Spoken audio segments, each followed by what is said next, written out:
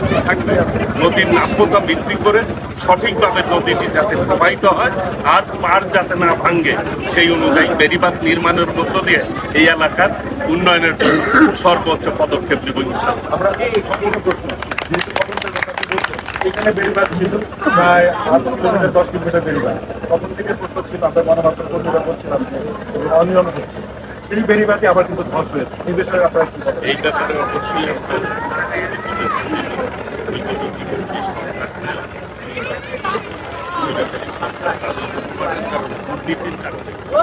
এই দেশের জনগণ তাদেরকে এই দেশ থেকে আন্দোলনের মাধ্যমে বিদায় নিয়েছে বিতাড়িত। কাজেই তাদের বিষয়ে তাদের অনিয়মের বিষয়ে অবশ্যই তদন্ত হবে এবং সামনে যাতে মজবুত আমরা বেড়িবাঁধ নির্মাণ করতে পারি পরিকল্পিতভাবে সেই ব্যাপারে আমরা এগোচ্ছি। ইনশাআল্লাহ আমরা সফল হব। ধন্যবাদ।